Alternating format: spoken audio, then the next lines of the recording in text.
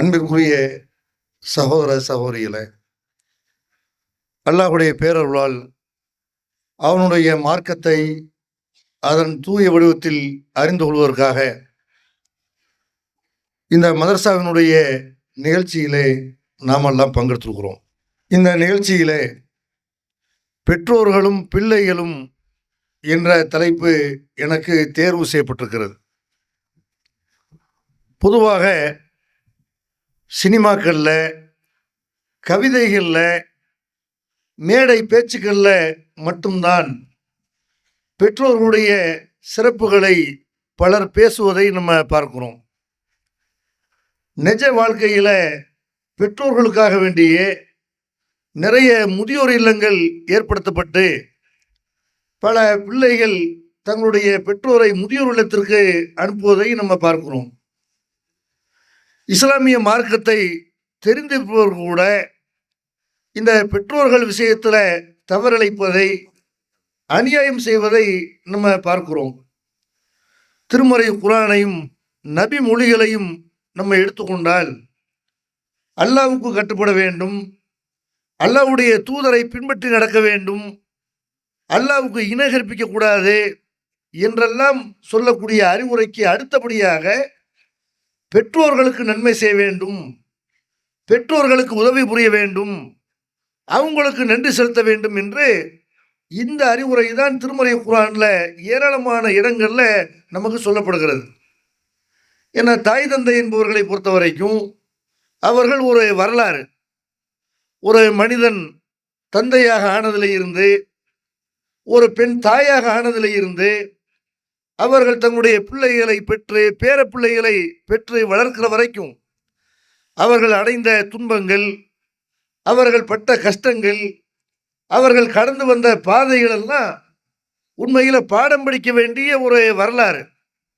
அதனால் இந்த பெற்றோர்கள் விஷயத்தில் நன்றி விசுவாசத்தோடு நடக்க வேண்டும் என்று திருமறை குர்ஆன் நமக்கு அறிவுறுத்துகிறது.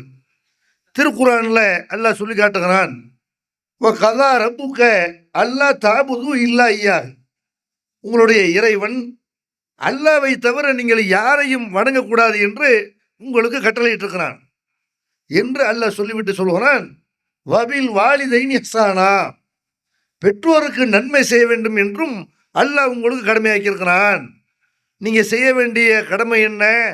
அல்லாஹ்வுக்கு யாரை நீங்கள் இணை கற்பிக்க கூடாது. அல்லாஹ் சொல்றது என்ன?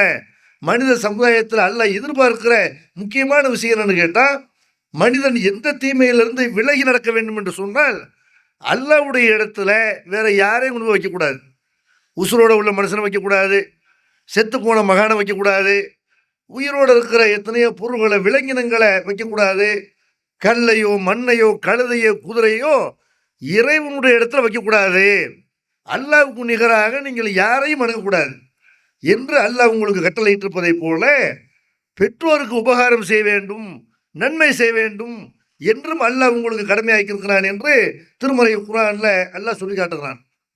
இன்னொரு வசனத்தில் அல்லாஹ் குறிப்பிடுகிறான், யஸ்அலூனக மாதா யுன்ஃபிகூன், நபியே எதை செலவு செய்ய வேண்டும், எவ்வளவு செலவு செய்ய வேண்டும் என்று உன்னிடத்தில் கேட்கிறார்கள். எது சிறந்த தர்மம்? பள்ளிவாசல் கொடுக்கறதா, மதரசாவுக்கு கொடுக்கறதா, அனாதை இல்லங்களுக்கு கொடுக்கறதா, ஏழைகளுக்கு கொடுக்கறதா, ஊரில் உள்ள முக்கியமான நல்ல பணிகளுக்கு கொடுக்கறதா, எதை செலவு பண்ணணும், எப்படி செலவு பண்ணணும் இப்படின்னு கேட்கிறார்கள். அவங்கள்ட்ட நீ சொல்லு, மா அன்ஃபக்தும் மின் ஹைரின், நீங்கள் நன்மையான காரியங்களில் எதை செலவு பண்ணாலும் சரி, ஃபலில் வாலிதைன், முதல்ல நீங்கள் யாருக்கு செலவு பண்ணணும்? உங்கள் தாய் தந்தைக்கு செலவு பண்ணணும். வல் அக்ரபீன், நெருங்கிய உறவினர்களுக்கு செலவு பண்ணணும். வல் எத்தாமா வல் மசாக்கீன், அனாதைகளுக்கு செலவு பண்ணணும், ஏழைகளுக்கு செலவு பண்ணணும். வபினி சபீல், நாடோடிகளாக வீடு வாசல் இல்லாமல் நாடோடியாக இருக்கிறாங்கல்ல, சொந்த வீடு இல்லாமல் இருக்கிறாங்கல்ல, வெளியூர்காரங்களை வந்திருப்பாங்கல்ல, இவர்களுக்கு நீங்கள் உதவி செய்ய வேண்டும். ஒமா தஃபாலு மின் ஹைரின் ஃப இன்னல்லாஹ பிஹி அலீம், நீங்கள் நன்மைகளை எதை செலவு பண்ணாலும் எதை செய்தாலும் அல்லாஹ் அதை கவனித்து கொண்டிருக்கிறான், அறிந்தவனாக இருக்கிறான். இப்படி நல்லா செய்யறான். எதை செலவு பண்ணணும், எப்படி செலவு பண்ணணும், எது தர்மம் என்று உங்கள்கிட்ட கேட்கிறார்கள். தர்மத்தில் சிறந்த தர்மம் எது? உங்கள் தாய் தந்தைக்கு முதல்ல கொடு. ஊரில் கொடுத்து விட்டு அது பெருமைக்கு கொடுக்குறதா? அது பள்ளிவாசல் கொடுத்தோம், மதரசாவுக்கு கொடுத்தோம்னு அதையும் கொடுங்க. அதோட முதல்ல நீங்க யாரை கவனிக்க வேண்டும் என்றால், உங்க தாய் தந்தை எந்த நிலைமையில இருக்கிறார்கள்? பசியோட இருக்கிறாங்களா? ட்ரெஸ் இல்லாம இருக்கிறாங்களா? அவங்களுக்கு இருக்க இடம் இருக்குதா? அவங்களுக்கு ஒழுங்கான பாய், போர்வை இருக்கிறதா?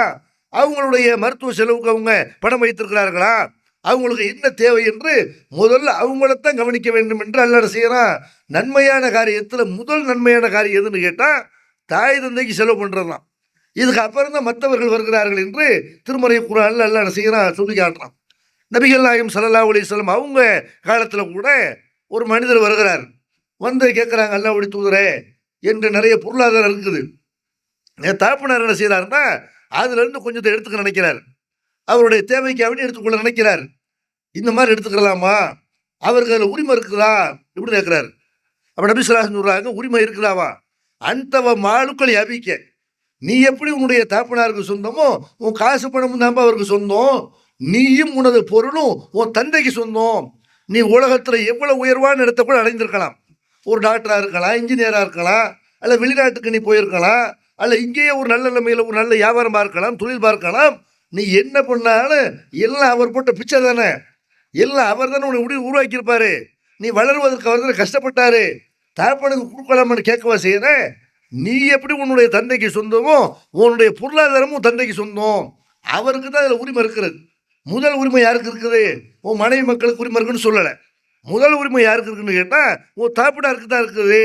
இப்படி திருமறை குர்ஆன்ல நீங்கள் எடுத்துக்கொண்டீர்களே ஆனால், நபிகள் நாயகம் ஸல்லல்லாஹு அலைஹி வஸல்லம் அவருடைய போதனைகளில் நீங்கள் எடுத்துக்கொண்டீர்களே ஆனால், தாய் தகப்பனுக்கு நன்மை செய்வதைத்தான் பெரிய விஷயமாக, பெரிய நன்மையாக அல்லாஹ் சொல்லி காட்டுறான். எத்தனை பேர் பார்க்குற வெளிநாட்டில இருந்து வருவார்கள்.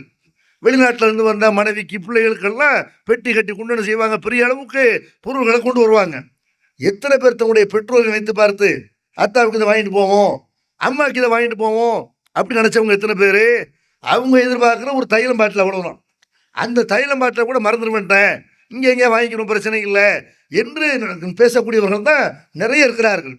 இப்போ யாருக்கு முதல்ல செலவு செய்ய வேண்டும் என்றால், உன் தாய் தகப்பனுக்கு செலவு பண்ண அவங்களுடைய மனசு கோணாமல் நடந்து கொள்ள வேண்டும் என்று இஸ்லாமிய மார்க்கம் சொல்லுது. தன்னுடைய பிள்ளைகளோட, மனைவியோட சுற்றுலா போகக்கூடிய பல பேரை நம்ம பார்க்குறோம். தாய் தகப்பனை வீட்டில் விட்டுட்டு போவார்கள். வீட்டுக்கு காவலுக்கு, பேரம்பேத்தியை பார்ப்பதற்கு, அந்த சொல்லுவாங்கள்ல, வீட்டு வேலைகளை கவனித்துக் கொள்வதற்கு, ஒரு வீட்டில் ஆயாவாக, வீட்டை கவனித்துக் கொள்ளக்கூடிய ஒரு வாட்ச்மேனாக, வீட்டை கவனித்துக் கொள்ளக்கூடிய ஒரு நபராகத்தான் வீட்டில் ஒரு பெரிய மனுஷங்க இருக்கணும் என்று பேருக்கு வைத்துக் கொண்டிருக்கிறார்களே தவிர, எத்தனை பேர் தாய் தகப்பனை நம்ம சுற்றி காட்டணும்? நம்மளை அவங்க வண்டியில் வச்சு சுற்றி காட்டிருப்பாங்கல்ல.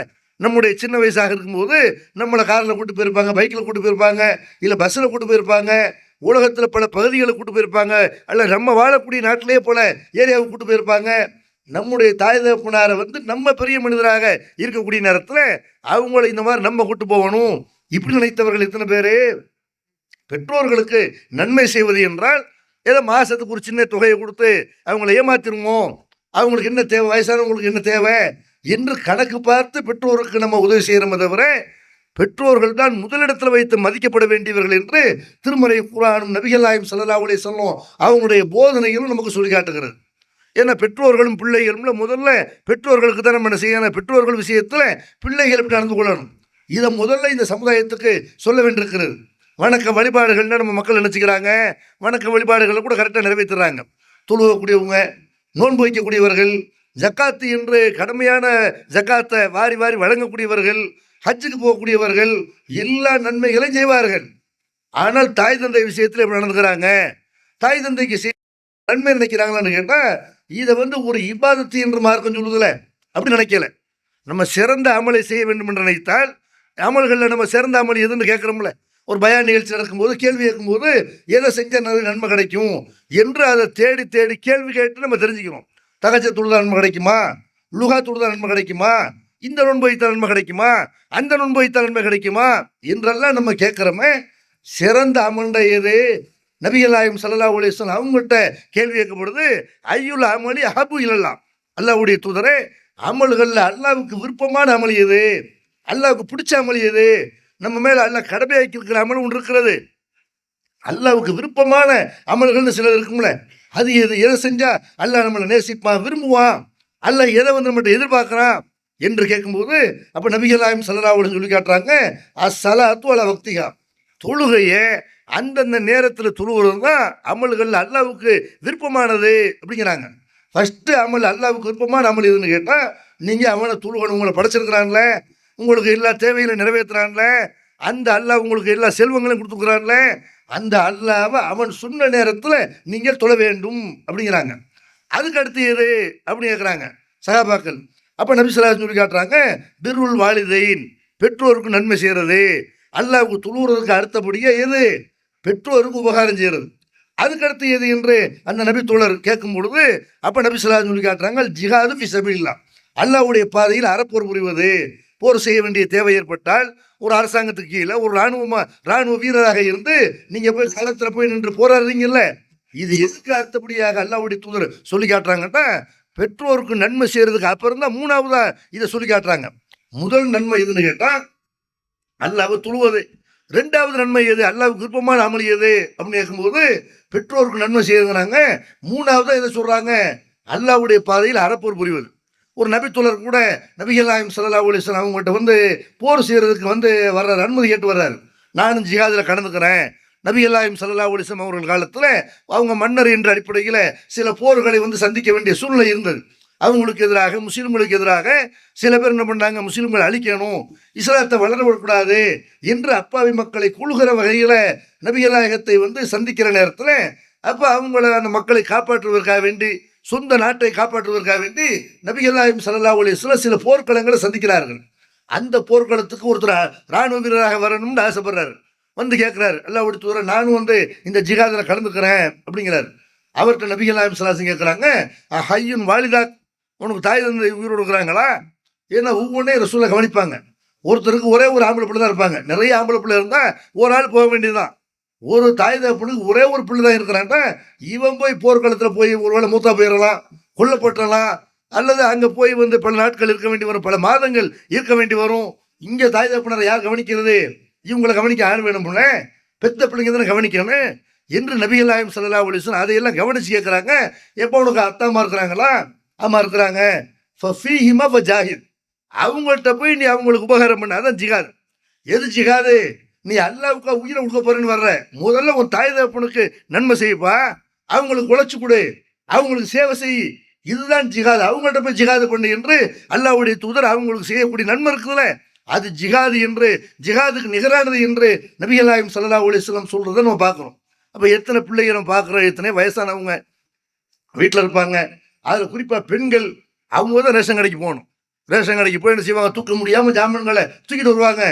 எத்தனை ஆம்பளை பிள்ளை எருவு மாடு மாதிரி இருப்பான், நல்லா வளர்ந்துருப்பான், நல்ல திரகாத்திரமா இருப்பான். தாய் கஷ்டப்படுறாங்க, 1 கிலோமீட்டர் தூரம் போய், இல்லை 1/2 கிலோமீட்டர் தூரம் போய் அதை தூக்கிட்டு வர்றாங்களே என்று மனிதநேயம் இல்லாமல், தாய் மேலே அந்த அக்கறை இல்லாமல், இறக்கப்படாமல் கல்லுமா இருக்கிறதையெல்லாம் நம்ம பார்க்குறோம். அப்போ ரேஷன் கடைக்கு போய் அவங்கள சொல்கிறத வாங்கிட்டு வரணும். ஒரு கடைக்கு போய் ஏதாவது ஜாமான் வாங்கிட்டு வர சொல்கிறாங்க, நான் போய் வாங்கிட்டு வரணும், அதுக்கெல்லாம் காசு கொடுத்தா தான் வாங்கிட்டு வரணுங்கிற மாதிரி மனநிலையில் தான் நிறைய இளைஞர்கள் இருக்கிறாங்க. நிறைய இளைஞர்கள், நிறைய சிறுவர்கள் எப்படி இருக்கிறாங்க, அத்தாம்மா ஏதாவது வேலை சொன்னால் ஏதாவது நமக்கு அவங்க தரணும், தந்தாத்தான் அந்த செய்வோம், அந்த வேலையை பார்க்கணும்னு அப்படி இருக்கிறாங்க. ஒவ்வொரு வேலைக்கும் காசு வாங்கக்கூடிய, எதிர்பார்க்கக்கூடிய ஆள்கள்லாம் இருக்கிறார்கள். அப்போ தாய் தகப்பனுக்கு நன்மை செய்ய வேண்டும்னு எல்லாம் சொல்கிறாங்க. இதெல்லாம் நன்மை தான். அவங்க உடம்பு முடியாமல் இருக்கிறாங்க, அந்த மாதிரி நேரத்தில் வேற யாருன்னு செய்ய மாட்டாங்க. வயசான காலத்தில் இளமையாக இருக்கும்போது அவங்க போயிடுவாங்க. வயசான காலத்தில் அவங்க உடல்நிலை சரியில்லாமல் இருக்கிறாங்களா, அவங்கள மருத்துவமனைக்கு விட்டு போகணும். இந்த மாதிரி அவர்களுக்கு நன்மை செய்கிறத இஸ்லாமிய மார்க்கம் சிறந்த அமல் என்று சொல்லி காட்டுது. அந்த மாதிரி முஸ்லிம்களாகிய நம்ம எதுக்கு இந்த இஸ்லாமிய மார்க்கத்தில் இருக்கிறோம்? சொர்க்கத்துக்கு போகணும். இஸ்லாத்தில் நம்ம எதுக்கு இருக்கிறோம்னு கேட்டால், மறுமையில் வெற்றி பெறுவதற்கு இதுதான் சிறந்த மார்க்கம், இதுதான் சரியான வழி என்று அதுக்கு தான் இஸ்லாத்தில் இருக்கிறோம். சொர்க்கம் போகிறதா இருந்தால் அதுக்கு சரியான ஒரு பாதையை மார்க்கம் சொல்லுது. நீங்கள் சொர்க்கம் போகிறதா இருந்தால் என்ன செய்யணும்? ரஹீம் அன்பு நபிகள் நாயகம் ஸல்லல்லாஹு அலைஹி வஸல்லம் ஒரு தடவை சொல்லி காட்டுறாங்க, அவனுடைய மூக்கு மண்ணை கவட்டும், அவன் தோல்வியை சந்திக்கட்டும், இழிவை சந்திக்கட்டும் அப்படிங்கிறாங்க. 3 தடவை இந்த வார்த்தையை சொல்கிறாங்க. ரஹீம் அன்புன், ரஹீம் அன்புன், ரஹீம் அன்புன் அப்படிங்கிறாங்க. அப்போ நபித்தோழர்கள் கேட்குறாங்க, அல்லாஹ்வுடைய தூதரே, யாரை நீங்கள் தோல்வி அடையட்டும்னு சொல்கிறீங்க, இழிவை சந்திக்கட்டும்னு சொல்கிறீங்க அப்படின்னு கேட்கும்போது அல்லாஹ்வுடைய தூதர் சொல்கிறாங்க, மண் அதரக்க அபவைஹி இந்தல் கிபரி அஹதுஹுமா அவ் கிளைஹிமா ஃபலம் எதுகுலில் ஜன்னா.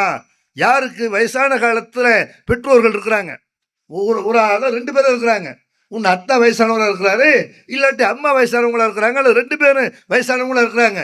இந்த நிலைமையில அவர்களுக்கு பணிவிடை செய்து அவர்கள் சொல்றதை கேட்டு அவர்களுடைய தேவைகளை நிறைவேற்றி சொர்க்கம் செல்லவில்லையோ அவன் தோல்வியடையட்டும், நாசமாகட்டும் என்று நபிகள் நாயகம் ஸல்லல்லாஹு அலைஹி வஸல்லம் சொர்க்கத்துக்கு போற பாதையை சொல்லி காட்டுறாங்க. சொர்க்கத்துக்கு நீ எப்படி போக முடியும் என்று கேட்டால், நீ தொழுவுறதுனால சொர்க்கத்துக்கு போயிட முடியாது, நீ நோன்பு வைக்கிறதுனால சொர்க்கத்துக்கு போயிட முடியாது. அதெல்லாம் சொர்க்கத்துக்கு போறதுக்கு ஒரு காரணமா இருக்கு. ஆனால் அதோட சேர்ந்து நீ என்ன பண்ணன, உனக்கு வயசான நிலைமையில பெற்றோர்கள் இருக்கிறாங்களா, ஒரு ஆள 2 பேரா இருந்தா அது பெரிய பாக்கியம்.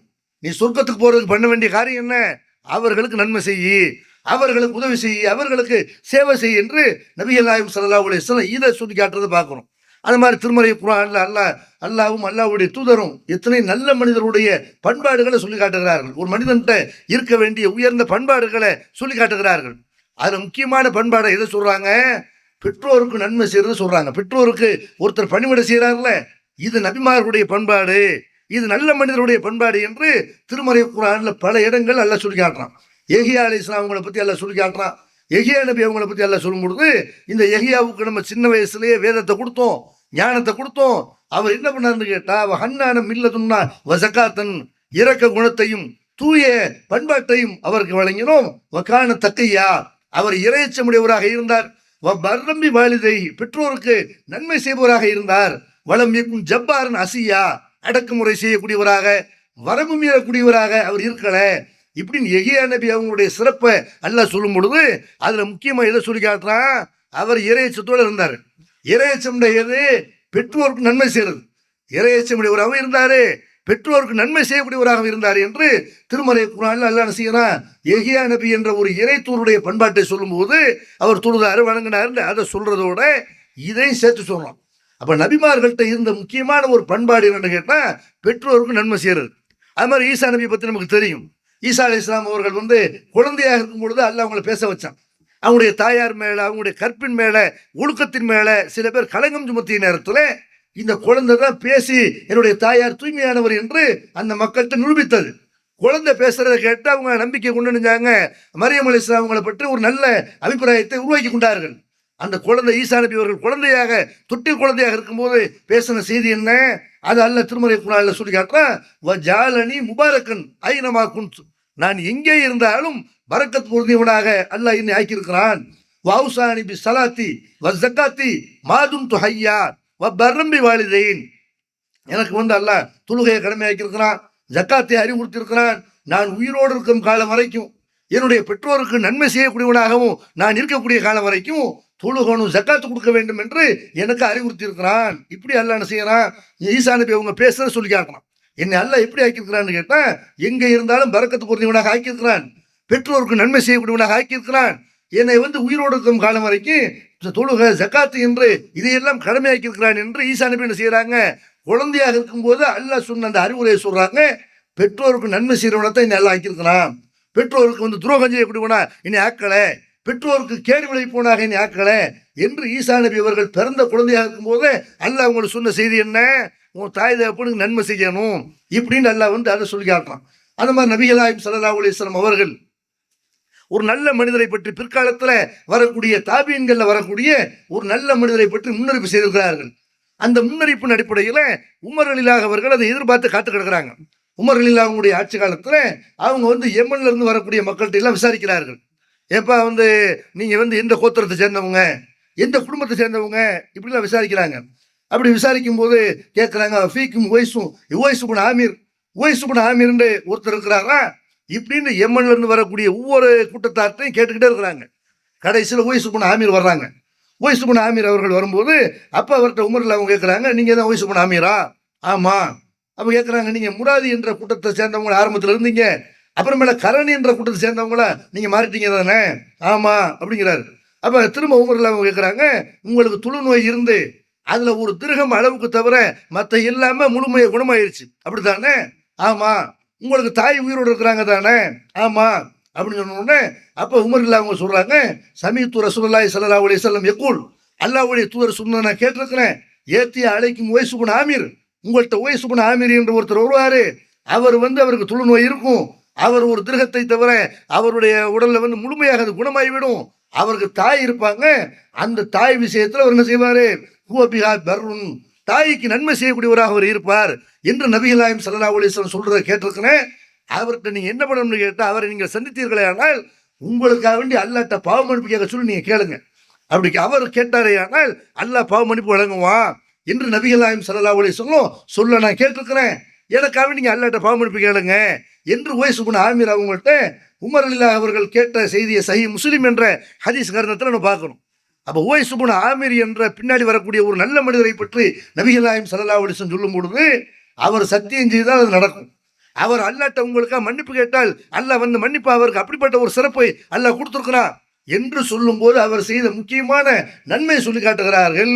அவருக்கு தாய் இருப்பாங்க, அந்த தாய்க்கு அவர் பணிவிடை செய்யக்கூடியவராக இருப்பாரு, சேவை செய்யக்கூடியவராக இருப்பாரு என்று நபிகள் நாயகம் ஸல்லல்லாஹு அலைஹி வஸல்லம் இதை முக்கியமான ஒரு பண்பாடாக சொல்லி காட்டுறாங்கன்னு சொன்னா நம்ம என்ன விளங்குறோம்? இஸ்லாமிய மார்க்கத்தில் ஒரு மனிதரை சொர்க்கத்திற்கு கொண்டு செல்லக்கூடிய ஒரு நன்மையான காரியம், ஒரு மனிதனை நல்ல மனிதன் என்று அடையாளப்படுத்தக்கூடிய ஒரு காரியம், அல்லாஹ்வுக்கு விருப்பமான காரியம் பெற்றோருக்கு நன்மை செய்யறது.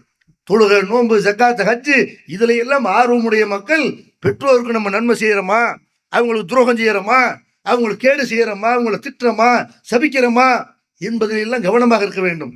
அதே மாதிரி நபிகள் நாயகம் ஸல்லல்லாஹு அலைஹி வஸல்லம் அவங்க சொல்லி காட்டுறாங்க, சுக்கம் வந்து எனக்கு காட்டப்பட்டது, கனவுல சுக்கம் எனக்கு காட்டப்படும் பொழுது அப்போ ஒரு ஆள் குர்ஆன் ஓதுற சத்தத்தை நான் கேட்டேன். அந்த சத்தத்தை கேட்டு குல்து மன்ஹாதா, இது யாருன்னு நான் கேட்டேன். ஹாரிசா இப்னு நோமான், இவங்க வந்து நூமானுடைய மகன் ஹாரிசா என்று எனக்கு சொல்லப்பட்டது என்று அல்லாஹ்வுடைய தூதர் சொல்லிட்டு சொல்றாங்க. வக்கான அபர்ரன்னாசு பி உம்மிஹி, வக்கான அபர்ரன்னாசி பி உம்மிஹி, மனிதர்கள்லயே தன்னுடைய தாய்க்கு நன்மை செய்யக்கூடியவராக அவர் இருந்தாரு. அவர் ஏன் சுக்கத்துக்கு போனாரு? ஏன் அவர் சுக்கத்துல குர்ஆன் ஓதிக்கிட்டு இருக்கிற மாதிரி, குர்ஆன் ஓதுறது ஒரு நன்மையான காரியம் தான், குர்ஆன் ஓதுறது விரும்பக்கூடியவராக இருப்பவர்களுக்கு. சொர்க்கத்தில் அவர் குர்ஆன் ஓதுற மாதிரி அல்லாஹ்வுடைய தூதருக்கு அல்லாஹ் அவரை காட்டுறான். அதை சொல்லிட்டு அல்லாஹ்வுடைய தூதர் சொல்றாங்க, அவர் சொர்க்கத்துக்கு போறதுக்கு முக்கியமான காரணமா எது இருந்துச்சு? அவர் தன்னுடைய தாய்க்கு நன்மை செய்யக்கூடியவராக இருந்தார். மனிதர்கள்லயே தாய் மேல ரொம்ப நேசம் வைக்கக்கூடியவராக, பாசம் வைக்கக்கூடியவராக அவர் இருந்தார் என்று அல்லாஹ்வுடைய தூதர் செய்யறாங்க, சொல்லி காட்டுறாங்க. அப்ப நம்மளோட சொர்க்கத்துக்கு கொண்டு போகக்கூடிய முக்கியமான அமல் எதுன்னு கேட்டா, இந்த தாய் தகப்பனுக்கு நன்மை செய்யற இந்த காரியம்தான். இது ஏன் நம்ம செய்யணும்? தாய் தகப்பனாருக்கு ஏன் நன்றியோடு நடக்கணும்? ஏன் அவங்க மேல இரக்கம் காட்டணும்? ஏன் அவங்களுக்கு சேவை செய்யணும் என்று சொன்னால், இந்த உலகத்துல நம்ம உருவாவதற்கு அல்லாஹ்வுக்கு அடுத்தபடியாக அல்லாஹ் அவங்களைத்தான் பயன்படுத்திருக்கான். நம்ம இந்த உலகத்துல அவர்கள் இல்லை என்று சொன்னால் நம்ம இந்த உலகத்துக்கு வந்திருக்க முடியாது. இதை திருமறை குர்ஆன்ல அல்லாஹ் செய்யறான், நமக்கு நினைவுபடுத்துகிறான். வவஸ்ஸைனல் இன்சான பிவாலிதைஹி, பெற்றோருக்கு நன்மை செய்ய வேண்டும் என்று மனிதனுக்கு நம்ம அறிவுறுத்தி இருக்கிறோம். ஏன் நன்மை செய்யணும்? ஹமலத்துஹு உம்முஹு வஹனன் அலா வஹனின், பலவீனத்துக்கு மேல பலவீனத்தை சுமந்து ஒரு பெண் வந்து அவனை பெற்றெடுக்கிறாள். பலவீனத்துக்கு மேல பலவீனத்தை அடைந்து ஒரு பெண் அவனை சுமக்கிறாள். வஃபிசாலுஹு ஃபி ஆமைன், பால் குடி மறக்க வைக்கிற இருக்கல 2 வருஷம் ஆகுது. அதனால அனிஷ் குர்லி வழி வாலிதை, எனக்கும் நீ நன்றி செலுத்து, உன்னுடைய பெற்றோருக்கு நன்றி செலுத்து, இறையல் மசீர், என் பக்கம் திரும்பி வர வேண்டியிருக்கிறது. இப்படி நல்லா என்ன செய்யறான்? என்கிட்ட நீ வரக்கூடிய நேரத்துல உன் பெற்றோருக்கு நன்றி செலுத்தினியா, இது விசாரணையில் இருக்கிறது. உன் பெற்றோருக்கு நன்மை செஞ்சியா, இதை கேட்பேன். ஏன்? எவ்வளவு கஷ்டத்தோட ஒரு தாய் பிள்ளையை பெற்றிருக்கிறான். தன்னுடைய உணவு பழக்கத்தை மாற்றிக் கொள்கிறாள், உனக்காக உறங்காமல் இருக்கிறாள். ஒரு பிள்ளைக்கு இரவுல பால் கொடுக்குறதுக்காக வேண்டி 10-15 தடவை எந்திரிச்சு தன்னுடைய தூக்கத்தை தொலைக்கிறாள். அப்ப இடுப்பொழியோட என்ன செய்யணும்? பிள்ளைய வச்சுக்கிட்டே மடியில வச்சுக்கிட்டே உட்கார்றாருன்னு சாதாரண விஷயமா அது? அப்ப தன்னுடைய தூக்கத்தை வந்து தொலைக்கிறாள். பலவீனத்துக்கு மேல பலவீனத்தை, மாதம் அவளுக்கு மாதவிடாய் ஏற்படும். அந்த குழந்தை உருவான நேரத்தில் ஏற்படாவிட்டாலும் பிள்ளை பெத்தெடுத்து முடித்த பிறகு அந்த குழந்தைக்கு பால் கொடுப்பாள்ல, அந்த மாதிரி நேரத்தில் அவளுக்கு மாதவிலக்கு ஏற்படும். அந்த பலவீனத்தோடையும் என்ன நோய் நொடி ஏற்பட்டாலும், என்ன அவளுக்கு துன்பம் ஏற்பட்டாலும், என்ன பயணத்துல போயிட்டு வந்தாலும் ஓய்வெடுக்காத ஒரு ஜீவன் யாரு? இந்த தாய். அப்ப அந்த தாய்க்கு நீ நன்றி செலுத்தணுமா இல்லையா? உங்ககிட்ட பழகக்கூடியவர்கள், நம்ம பார்க்குற மனிதர்கள் வந்து நம்மகிட்ட பழகக்கூடியவர்கள் பல காரணங்களுக்காக வேண்டி பழகுவார்கள். நம்மகிட்ட பணம் இருக்குது, அதுக்காக வேண்டி பழகக்கூடியவர்கள் பலர் இருப்பார்கள். நம்மகிட்ட புகழ் இருக்கிறது, அதுக்காக வேண்டி பழகக்கூடியவர்கள் பலர் இருப்பார்கள். நம்மகிட்ட வந்து பதவி இருக்கிறது, அதுக்காக வேண்டி பழகக்கூடியவர்கள் பலர் இருப்பார்கள். தாய் தந்தையை பொறுத்த வரைக்கும் நம்மகிட்ட எதுவுமே இல்லாம, இந்த உலகத்திலே நம்ம இல்லாம இருந்த நேரத்தில் நம்மளை நேசித்தவர்கள். நம்ம தாயுடைய கருவறையில எப்போ உருவானமோ நம்ம வெள்ளையன்னு அவங்களுக்கு தெரியாது, நம்ம கருப்பானது தெரியாது, சிவப்பானது தெரியாது, நம்ம ஊனமா இருப்போமா இப்படின்னு தெரியாது, நம்ம என்ன செய்ய போறோம், நம்ம அவங்களை காப்பாற்றுவோமா இல்லையா, நம்ம நல்லவனா இருப்போமா கெட்டவனா இருப்போமா, எதுவுமே தெரியாத நேரத்துல நம்மளை பார்க்காமலேயே நம்ம மீது பாசம் வைத்தவர்கள் யாரு? இந்த தாய் தகப்பனார். உலகத்துல நம்ம மனுஷன் எப்படி இருக்கிறோம்னு கேட்டா, நம்மளை யார் நேசிக்கிறார்களோ அவங்கள நேசிக்கிறவங்கள மனிதர்கள் இருக்கிறதே இல்லை. ஒரு மனைவி கணவனை ரொம்ப உயிருக்கு மேல நேசிப்பார். மனைவியை இவன் நேசிக்க மாட்டான். இவன் மற்றவர்கள் மேலதான் நேசத்தை காட்டுவான். அது மாதிரி தாய் தகப்பனார் நம்ம மேல உயிரை வைத்திருப்பார்கள். நம்ம மத்த ஆளுகள் மேல பாசத்தை காட்ட முடியும், பிள்ளைகள் மேல பாசத்தை காட்டுறோம். தாய் தந்தை நம்ம மேல எவ்வளவு பாசம் வைத்திருப்பார்கள் என்பதை நம்ம பிள்ளைங்க மேல நம்ம எவ்வளவு பாசம் காட்டுறோம் இதை பார்க்கும்போது நம்ம விளங்கன்னு. இப்படித்தான் நம்ம தாய் தகப்பனார் நம்ம மேல பாசம் காட்டியிருப்பார்கள், இப்படித்தான் நம்ம மேல இறக்கம் காட்டியிருப்பார்கள் என்று அப்படி நினைக்கிறோமா இல்லையா? யார் நம்ம மீது பாசம் வைக்கிறார்களோ, உருவுகிறார்களோ, நமக்காக வேண்டி காத்து கிடக்கிறார்களோ அவங்கள விரும்பணுமா இல்லையா? அப்ப தாய் தகப்பனாரை தவிர மற்ற எல்லாரையும் மதிப்பவர்களாக, நேசிப்பவர்களாக நம்ம இருக்கிறோம். அப்போ இந்த தாய் தந்தையை பொறுத்த வரைக்கும் எல்லா நேரத்திலும் நம்மளை எதிர்பார்க்கக்கூடியவர்களாக, நம்மளை பற்றி நினைக்கக்கூடியவர்களாக, நம்மை பற்றி சிந்திக்கக்கூடியவர்களாக இருப்பார்கள். நம்ம வெளியூர்ல இருப்போம், ஒரு வீட்டில் கரிமீன் ஆக்குவாங்க, தாய் தந்தைக்கு நம்ம ஞாபகம் வரும். ஆக நம்ம பிள்ளை இல்லையே, பிள்ளைக்கு இந்த சாப்பாடு நமக்கு பிடிக்குமே, ஒரு நேச்சூர் ஆக்குனா பிள்ளை ஞாபகம் வரும். ஒரு லெமன் சாறு ஆக்கணும், எது அவனுக்கு பிடிக்குமோ, ஒரு மீன் ஆக்குறோம், மீன் ஆக்கும்போது செய்வாங்க, பிள்ளை இருந்தால் சாப்பிடுவாங்க. இப்படின்னு பிள்ளைக்காக வேண்டி ஒவ்வொரு நேரமும் பிள்ளைகளை பற்றி நினைக்கக்கூடியவர்களாக இருப்பார்கள். நமக்கு உடம்பு சரியில்லையா, அவங்க தூங்க மாட்டார்கள். இந்த பிள்ளைக்கு உடம்பு சரியானதான் சாப்பிடணும், தூங்கணும். இப்படி பிள்ளைகளை பற்றி சிந்திக்கக்கூடியவர்கள் யாரு? அந்த பெற்றோர்கள். எத்தனை பேர் பார்த்தீங்கன்னா இன்னைக்கு இந்த 90 கிட்ஸ்லாம் கேலி பண்றாங்கல்ல, எத்தனை பேர் 90ல உள்ளவங்களா இருப்பான், கல்யாணம் ஆகாம இருப்பான். இவனை பத்தி எல்லாம் சமுதாயம் கேலி பண்ணும், கிண்டல் பண்ணும். இன்னும் கல்யாணம் ஆகலையா? ஆனால் இவனுக்கு கல்யாணம் ஆகவில்லை என்று கவலைப்படக்கூடிய ஒரே ஜீவன் யாராத்தான் இருப்பாங்க? தாய் தகப்பனாக தான் இருப்பாங்க. அப்ப எல்லா வகையிலையும் தன்னுடைய பிள்ளைகளை பெரிதாக நினைக்கக்கூடிய அந்த பெற்றோர்களை பொறுத்த வரைக்கும் அல்லாஹ் என்ன செய்யறான்? அதுல தாயுடைய சிரமத்தை சொல்லி காட்டுறான். தாய் உன்னை இவ்வளவு கஷ்டப்பட்டு பெத்தெடுத்தா, உன்னை சுமந்தது கஷ்டம், உன்னை பெற்றது கஷ்டம், உயிர் போய் உயிர் வர்ற மாதிரி சவமாய் பிறக்கிறா, பிரசவம்னு அதுக்கு பேர் வைத்திருக்கிறார்கள். இப்படிப்பட்ட தாய்க்கு நன்றி கெட்டவனா இருக்காதே. உன் தகப்பனார் தாயை மட்டும் சொல்லி கேட்டு நினைக்க கூடாது. தகப்பனையும் திருமறை குரான்ல பல இடங்கள் அல்லாஹ் செய்யறான். எத்தனை தகப்பனார்களை சொல்லி காட்டுறான். திருமறை குரான்ல தாயை பற்றி சொல்ற மாதிரி இப்ராஹிம் நபி, இஸ்மாயில் நபி பத்தி சொல்லி காட்டுறான். அதே மாதிரி யூசுப் நபியை பத்தி, யாக்கூப் நபியை பத்தி சொல்லி காட்டுறான். நூஹ் நபி அவங்களுடைய மகனை பத்தி எல்லாம் சொல்லி காட்டுறான். தாய் தந்தையை பற்றி என்ன செய்யறான்? தந்தை பிள்ளையும் பற்றி திருமறை குரான்ல பல இடங்கள் எல்லாம் சொல்லி காட்டுறான்.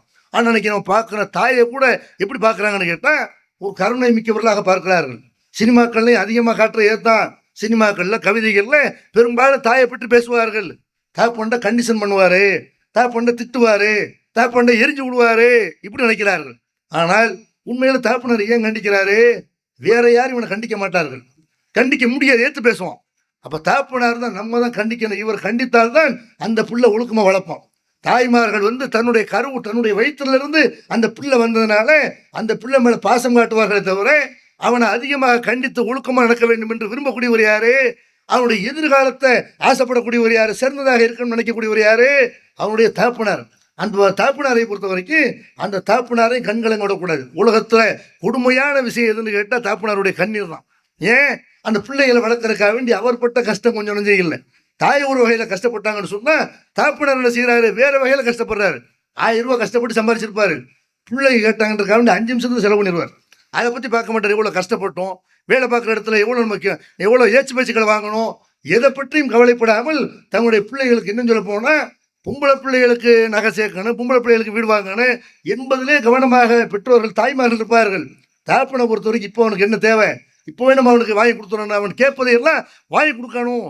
நம்ம அனுபவித்த எத்தனையோ பொருட்கள் நம்முடைய தந்தை நமக்கு வாங்கி கொடுத்துதான் இருக்கும். நம்ம எதையெல்லாம் ஆசைப்பட்டோமோ, என் பிள்ளை ஆசைப்பட்ட எதுவும் அவனுக்கு கிடைக்காம இருக்கக்கூடாது. பைக் கேட்கறானா பைக் வாங்கி கொடுப்போம், செல்போன் கேட்கறானா செல்போன் வாங்கி கொடுப்போம், பொம்மை வாங்கி கேட்டால் பொம்மை வாங்கி கொடுப்போம், சாக்லேட் கேட்டால் அதை வாங்கி கொடுப்போம் என்று நம்ம பார்க்கிற பொருள்களை, ஆசைப்படுகிற பொருள்களை எல்லாம் நமக்கு வாங்கி கொடுத்தவர் யாரு? நம்முடைய தந்தை. அந்த தந்தையை கண்ணீர் வடிக்க விடலாமா? அவர் தந்தையான பிறகு நல்ல ஆடை கொடுத்துருக்க மாட்டார். அதுக்கு முன்னாடி ஆடை விஷயத்துல ரொம்ப அவர் கவனமுள்ளவராக இருப்பார். கலர் கலராக ஆடை கொடுத்துருக்கலாம். ஒரு தாப்பனர் ஆன பிறகு நமக்கு எதுக்கு, நம்ம பிள்ளை கொடுத்தனா போதும் என்று நினைக்கக்கூடியவர் ஒரு தாப்பனர். ஒரு சாப்பாடை சாப்பிட்ற ஹோட்டலில் போய் எல்லாரும் சாப்பிட்றாங்க, எல்லாரும் விதவிதமாக மனைவிக்கு வாங்கி கொடுப்பாரு, பிள்ளைங்களுக்கு வாங்கி கொடுப்பாரு. அவர் ஒரு டீயை சொல்லிட்டு பேசாமல் இருப்பார். எனக்கு எது போதும், பசிக்கலை, எனக்கு இதில் நாட்டம் இல்லை என்று தன்னுடைய பிள்ளைகளுக்காக வேண்டி வெறும் டீயை உணவாக உட்கொள்ளக்கூடியவர்கள் பல நேரங்களில் தாய் தந்தையாக இருக்கிறார்கள். அப்போ அந்த தந்தையை வயசான காலத்தில் கவனிக்காமல் இருக்கலாமா? செத்து போகாம கிடக்குறீன்னு அப்படியெல்லாம் சில வீடுகளை திட்டில பார்க்கணும். செத்துட்டானா இருக்க எத்தனை பெண் பிள்ளைகளை பார்க்குறோம், தாயை வச்சுக்கிறாங்க கூட. ஒரு பெண்ணை பொறுத்த வரைக்கும் என்ன செய்வாங்க, அவங்க தன்னுடைய பிள்ளைகளை அண்டி வாழ்வார்கள், பிள்ளைகளும் வைத்துக் கொள்வார்கள். தாப்பனாரை பொறுத்த வரைக்கும் இப்போ பள்ளிவாசல் படுத்துக்க, இப்போ தர்காவில் படுத்துக்க என்று எத்தனை பெற்றோர்கள் வெளிநாட்டில் தன்னுடைய இளமையை கழித்த ஒரு தந்தை, இளமையை தியாகம் செய்து வெளிநாடுகளில் போய் கடந்த ஒருத்தர் உள்ளூருக்கு வந்து விட்டாரே, ஆனால் எந்த மரியாதை இல்லாமல் தெருக்கல்ல கிடக்கக்கூடிய காட்சிகளை எல்லாம் நம்ம என்ன செய்யறோம் இன்னைக்கு பார்க்கணும். அவர் பிள்ளை அவர் அடிக்கிறாரு கண்டிக்கிறாருன்னா பிள்ளைகளை அடித்த பிறகு அந்த பிள்ளையை நினைத்து அழக்கூடியவராக, கண்ணீர் வடிக்கக்கூடியவராக, கவலைப்படக்கூடியவராக ஒரு தந்தை தான் இருப்பார். இந்த தந்தையினுடைய தியாகத்திற்கு உங்களால் ஈடு செய்யவே முடியாது என்று நபிகள் நாயகம் ஸல்லல்லாஹு அலைஹி வஸல்லம் நமக்கு சொல்லி காட்டுறாங்களா? எஜிசி வலதுன் வாலிதன் இல்லா எஜிதஹு மம்லூக்கன் ஃபயஸ்தரியஹு ஃபயுத்திகஹு. ஒரு மனிதன் தந்தைக்கு எப்போ ஈடு செய்ய முடியும் தெரியுமா? அவர் ஒரு ஆள்கிட்ட அடிமையாக இருந்து அவரை விடுதலை செய்து நீ அவருக்கு நன்மை செய்தால் ஒழிய நீ உன்னுடைய தந்தையினுடைய தியாகத்துக்கு நன்றி செய்தவனாக ஆக முடியாது என்று நபிகள் நாயகம் ஸல்லல்லாஹு அலைஹி வஸல்லம். உன் தந்தை இன்னொரு ஆள்கிட்ட அடிமையா இருக்க, நீ உயிரோடு இருக்கும்போது, இளமையாக இருக்கும்போது, ஆரோக்கியமா இருக்கும்போது, உடல் திடகாத்திரமா இருக்கும்போது, நீ காசு பணம் உள்ளவனாக இருக்கும்போது உன் தந்தை எவன்றை கைகட்டி நிற்க விடாத, வேலை பார்க்க விடாத, அடிமையாக அவனை தலைகுனிய வைக்காத. அப்போதான் நீ தந்தையினுடைய தியாகத்துக்கு நன்றி செலுத்தியவனாக ஆக முடியும் என்று நபிகள் நாயகம் ஸல்லல்லாஹு அலைஹி வஸல்லம் சொல்லி காட்டுறாங்கன்னு சொன்னா, அப்போ இந்த தந்தையினுடைய கஷ்டத்தை பொறுத்த வரைக்கும் மனிதர்கள் என்ன செய்ய மாட்டாங்க. பெரும்பாலும் பொங்கல் பிள்ளையும் சரி, ஆம்பளை பிள்ளையும் சரி, ஒரு தந்தையை பயன்படுத்திக் கொள்வார்கள். காசு பணத்துக்கு அவர் வேணும், அவர் நமக்கு பாதுகாப்புக்கு அவர் வேணும். அதே நேரத்தில் அவர் வயசாகிவிட்டால், அவர் அந்த இளமையில் முடிந்து போய்விட்டால், அவர் இப்போ வாய முடிக்கணும் செய்யணும், எந்த கருத்தும் சொல்லக்கூடாது. சில வீடுகளில் பார்த்தீங்கன்னா தாப்புனார் என்ன செய்வாங்க, தாய் கடைசி வரைக்கும் ஆட்சி செய்து கொண்டிருப்பாள். தாப்புனார் வாயை திறந்தாலும் வாயை மூடு, உனக்கு என்ன தெரியும் என்று யார் பேச கற்றுக் கொடுத்தாரோ, யார் நடக்க கற்றுக் கொடுத்தாரோ, யார் அனைத்து விஷயங்களை பிள்ளைகளுக்கு கற்றுக் கொடுத்தாரோ அந்த தாய் தகப்பனார் உனக்கு பேச தெரியாது, உனக்கு அறிவாளி இல்லை. அந்த தாய் தகப்பன்ட்ட இவன் அறிவாளி மாதிரி பேசலாம். நம்மதான் பெரிய ஜீனர், அவருக்கு நம்மதான் பெரிய அறிவுஜீவி, அவருக்கு என்ன தெரியும் என்று தந்தையை முட்டாளாக நினைக்கக்கூடியவர்கள், வாயமூட சொல்லக்கூடியவர்கள் எல்லாம் நம்ம பார்க்குறோம். எப்போ தந்தையினுடைய சிறப்பு ஒருத்தன் விளங்குவான்? தந்தைங்கிறவர் எவ்வளோ பெரிய தியாகம் இருக்கிறாரு, நமக்காக என்னவெல்லாம் கஷ்டப்பட்டிருக்கிறாரு என்பதை எப்போ ஒருத்தன் விளங்குவான்னு கேட்டால் பொம்பளை பிள்ளை விளங்க மாட்டார்கள். காத்தா இல்லைன்னு செய்யறான். பொம்பளை பிள்ளைகளுக்கு தாயுடைய தியாகத்தை சொல்கிறான். ஏன்னா தாயுடைய தியாகத்தை அவங்க பார்க்கிறார்கள், அவங்க தாய்மை அடைகிறார்கள். தாய் எவ்வளோ கஷ்டப்பட்டுருக்குறாங்க ஒரு பிள்ளையை வளர்க்குறதுக்கு. நம்ம பிள்ளையை வளர்க்க நம்ம எப்படி கஷ்டப்படுறோமோ இப்படித்தான் நம்முடைய தாய் கஷ்டப்பட்டிருப்பார்கள் என்று ஒரு பிள்ளையை பெற்ற உடனே, ஒரு பிள்ளை உருவான உடனே ஒரு பெண் தாயுடைய தியாகத்தை உணர்வாள்.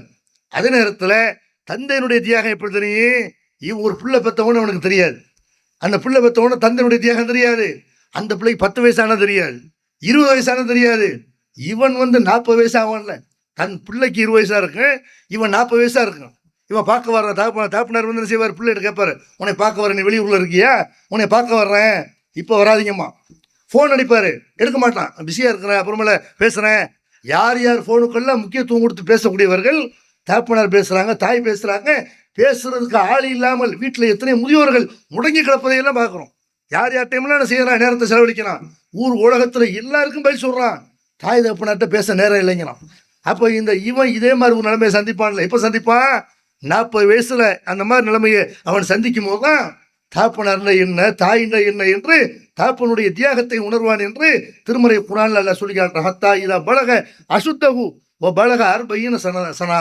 ஒரு மனிதன் பருவ நிலையை அடைந்து அந்த மாதிரி அவன் 40 வயதை அடையும் பொழுது அப்ப நம்ம இடத்துல துவா செய்வான். எப்படி துவா செய்வான்?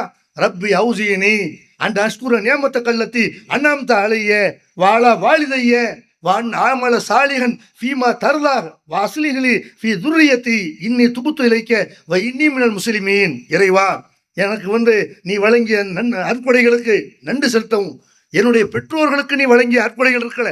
என்னை வளர்ப்பதாக இருந்தால் அவங்களுக்கு காசு வேணும், என்னை வளர்ப்பதாக இருந்தால் அவங்களுக்கு ஆரோக்கியம் வேணும். அவங்க படுத்து கிடந்தால் என்னை கவனிக்க முடியாது. அப்போ என்னை பெற்றெடுப்பதற்கு அவங்களுக்கு நீ அருள் செய்திருக்கிறாய். எல்லா வகையிலையும் நான் வளர்வதற்கு, படிப்பதற்கு எல்லா நேரத்திலையும் அவங்களுக்கு கொட்டி கொடுத்தீங்களே, அவங்களுடைய தேவை நிறைவேற்றினீங்களே. இப்போ கடந்து போய் கேட்கும்போது தரக்கூடிய நிலைமை ஏற்படுத்தினீங்களே. நான் உனக்கு நன்றி செலுத்தவும், எனக்கு நீ வழங்கிய அற்புடைக்கு நன்றி செலுத்தவும், என் தாய் தகப்பனாருக்கு நீ வழங்கிய அற்புடைகளுக்கு நன்றி செலுத்தவும் இறைவா எனக்கு அருள்புரிவாயாக, உதவி செய்வாயாக. நீ திருப்திப்படக்கூடிய அமலை நான் செய்வதற்கு நீ எனக்கு அருள்புரிவாயாக. இப்போ நான் எத்தனை அமல்களை செய்யறேன், ஆனால் தாய் தகப்பனுக்கு நன்றி கேட்டவனா இருக்கிறேனே. அந்த நான் செய்யக்கூடிய அமல்கள் உனக்கு விருப்பமானதாக இருக்கணும். என்னுடைய பிள்ளைகளை சீராக்கு. எப்போ கேட்குறான்? 40 வயசுல கேட்குறான். பிள்ளை 40 வயசுல தாப்பனாருடைய பேச்சை மீறும்போது, தாப்பனாரை மதிக்காமல் நடக்கும்போது, சிறக முளைத்து விட்டது என்று பறக்கும் பொழுது, தாய் தகப்பன் உதவி தேவையில்லை என்று தூக்கி எறியும் போது அப்பதான் நினைச்சு பார்க்கணும், ஆக அத்தாண்ட எவ்வளவு கஷ்டப்பட்டிருப்பாங்க, எவ்வளவு மனதளவில் வேதனைப்பட்டிருப்பார்கள். கண்ணீரை கூட வெளிப்படுத்தாத ஒரு ஜீவன் உலகத்தில் தந்தையாக தான் இருப்பார். அதனாலதான் தந்தையினுடைய கண்ணீரை அது பெரிய கொடுமை என்று சொல்கிறார்கள். அப்ப அந்த மாதிரி உலக பிள்ளைகளுக்காக வேண்டி அவர் அழுவுற கூட தெரியாது. வயசாகி விட்டுன்னு சொன்னா அப்படி அமைதியாயிருவார், மௌனமாயிருவார். தாய் பேசிக்கொண்டே இருப்பார்கள், கடைசி வரைக்கும் பேசிக்கொண்டே இருப்பார்கள். எத்தனை வீடுகளை தாப்பினார் ஏன் அமைதியாயிடுறாங்க? நம்ம உழைச்சோம், நம்ம கஷ்டப்பட்டோம், நம்ம இந்த குடும்பத்தை நிர்வாகம் செஞ்சோம். இப்ப நம்ம கையில இந்த நிர்வாகமே இல்லை, நம்மளே அவன் டீக்கு எதிர்பார்த்திருக்க வேண்டிய சூழ்நிலை இருக்கிறது என்று நினைக்கக்கூடிய தந்தைக்கு கண்ணியமான முறையில் உணவு கொடுக்குறோமா? அவரை நம்ம விரும்பினதையெல்லாம் வாங்கி கொடுத்த அவருக்கு நம்ம கண்ணியமான முறையில் உடை கொடுக்குறோமா? தங்க வைக்கிறோமா? எத்தனை பேர் தன்னுடைய மனைவி கையில் விட்டுட்டு போயிடறாங்க. நீ பார்த்துக்க, அத்தாவை நீ பார்த்துக்க, அம்மாவை நீ பார்த்துக்க. அந்த மனைவி ஒழுங்கா கவனிக்கிறாளா? கவனிக்கிறோமா இல்லையா? அந்த மனைவி வயசான பிறகு அடிக்கவும் செய்வார்கள். சில வீடுகளில் பெண்கள் பார்க்குறேன், இஸ்லாமிய சமுதாயத்தில் இஸ்லாமிய ரொம்ப குறைவாக நடந்தாலும் இதையெல்லாம் கவனிக்கணும். மனைவிக்கு காசு அனுப்புகிறோம், நம்முடைய பிள்ளைக்கு கேட்டதையெல்லாம் வாங்கி தர்றோம். நம்ம தாய் தகப்பனர் வீட்டில் எந்த நிலைமையில் இருக்கிறார்கள், அவங்களுக்கு கண்ணியம் இருக்கிறதா, மரியாதை இருக்கிறதா என்பதையெல்லாம் என்ன செய்யணும்?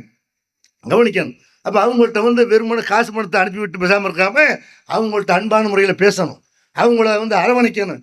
வயசான காலத்தில் அவங்களுக்கு என்ன முட்டுக்கால் வலி வரும், அல்ல உடலில் வேறு விதமான வலிகள் வரும், அதற்கெல்லாம் என்ன செய்ய வேண்டும் என்று அதற்கெல்லாம் மருத்துவம் பார்க்கணும். அப்போ இந்த மாதிரி நம்ம அவங்க விஷயத்தில் நன்மை செய்தோமே ஆனால் மறுமையில் நம்ம போகக்கூடிய இடம் எதுவாக இருக்கும்? சொர்க்கமாக தான் இருக்கணும். நபிகள் நாயகம் ஸல்லல்லாஹு அலைஹி வஸல்லம் காலத்தில் பாருங்க எந்த அளவுக்குலாம் தந்தை மேலே தாய் மேலே பாசமாக இருந்திருக்கிறாங்க. ஒரு பெண்மணி நபிகள் நாயகம் ஸல்லல்லாஹு அலைஹி வஸல்லம் கேட்குறாங்க, அல்லாஹ்வுடைய தூதரே, என்னுடைய தாப்பனார் வயசானவங்களா இருக்கிறாங்க, அவங்களுக்காக வேண்டி நான் ஹஜ் செய்யலாமா என்று கேட்குறார்கள். அல்லாஹ்வுடைய தூதர் செய்கிறாங்க, செய்யலாம் இப்படி அனுமதிக்கிறாங்க. தந்தைக்கு என்ன செய்யலாம்? அவருக்கு முடியாத நேரத்தில் நீ ஹஜ் செய்யலாம். அப்போ தாப்பனார் மேலே ஹஜ் கடமையாக இருக்குது. அவர் செய்வோம் செய்கிறாரு, அவர் காலம் தாழ்த்தி விட்டார். இப்போ ஹஜ் செய்யறதுக்கு முடியாது. அங்கே போனால் தொங்கோட்டம் ஓடணும், அங்கே போனால் தவாஃப் செய்யணும், பல மணி நேரம் செய்யணும், அவர் பணியில் படுத்து கிடக்கணும்.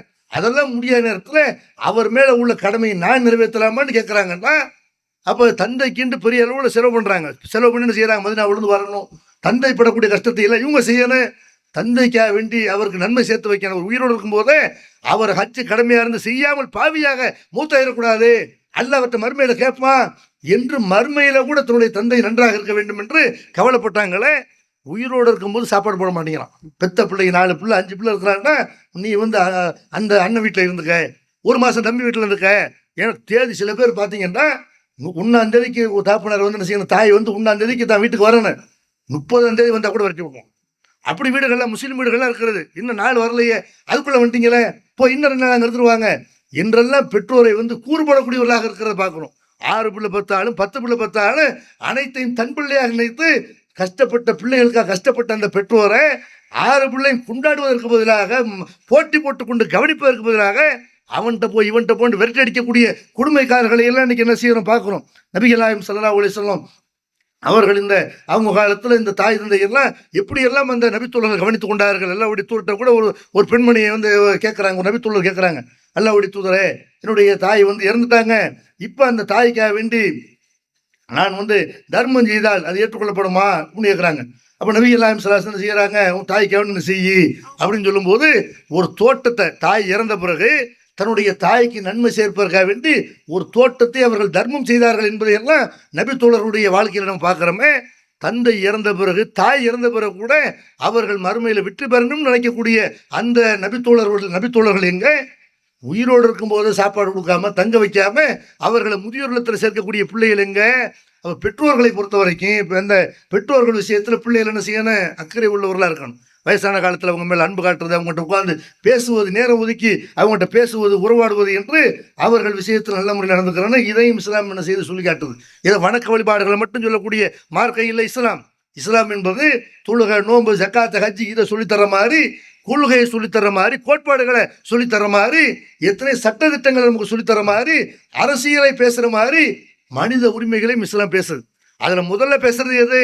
பெற்றோர்கள்ட்ட நீங்கள் எப்படி நடந்துக்கிறேன்னு இதை இஸ்லாம் சொல்லி காட்டுது. இன்னும் சொல்ல போனால் பெற்றோர்கள் பெருசாக என்ன எதிர்பார்ப்பாங்க, வயசான காலத்தில் கண்ணியம் வேணும், கண்ணியமாக நம்ம கடைசி வரைக்கும் சுயமரியாதை வாழணும், மருமகிட்ட நம்ம இருந்து சாப்பிடக்கூடாது என்று நினைக்கக்கூடியவர்கள் நிறைய பெற்றோர் பார்த்தீங்கன்னா ஏன் பொம்பளை பிள்ளையோடு இருக்கிறாங்கன்னு கேட்டால், நம்ம போய் மகன் வீட்டில் இருந்தோம்னா மகன் நல்லவன் தான், மருமக அவ கையால் சாப்பாடு வாங்கி அது நம்முடைய கௌரவத்துக்கு இலக்கு, அவள் ஒழுங்காக கொடுப்பாளா, நமக்கு அவனை எல்லாருக்கும் ஒரு சாப்பாடு போட்டு நமக்கு கஞ்சியை தருவாளே, கேவலப்படுத்துவாளே, திட்டுவாளே, சாடமாடே பேசுவாளே என்று நினைத்து தான் என்ன செய்கிறாங்க.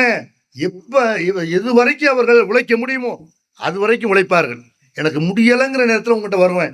எல்லா தாய் தந்தையும் தன்னுடைய ஆம்பளை பிள்ளைகிட்ட சொல்கிற விஷயம் என்ன, எனக்கு முடியலை நான் படுத்துருவாங்கிற நிலைமையில தான் உங்கள்கிட்ட வருவானே தவிர கடைசி வரைக்கும் உழைச்சி தான் சாப்பிடுவேன். நீ உழைக்கிறது உன் பொண்டாட்டி பிள்ளைக்கு வச்சுக்க, எனக்கு கொடுக்க வேணாம் என்று சொல்லக்கூடிய பெற்றோர்களை தான் பார்க்கணும். அப்படிப்பட்ட பெற்றோர்கள் வயசாகி ஒரு 10 வருஷம் உயிரோடு இருப்பாங்களா, ஒரு 15 வருஷம் உயிரோடு இருப்பாங்களா? அந்த காலகட்டத்தில் எந்த காலகட்டத்தில் அரவணைக்க வேண்டுமோ அந்த காலகட்டத்தில் தூக்கி எறிபவர்களை பார்க்குறோம். அவர்களை கொடுஞ்சொல் கொண்டு பேசக்கூடியவர்களை பார்க்குறோம். அப்போ திருமறை குர்ஆன் நபிகள் நாயகம் ஸல்லல்லாஹு அலைஹி வஸல்லம் போதனைகளும் இந்த பெற்றோர்கள் விஷயத்தில் என்ன செய்யுது, நமக்கு நிறைய அறிவுரை சொல்லுது.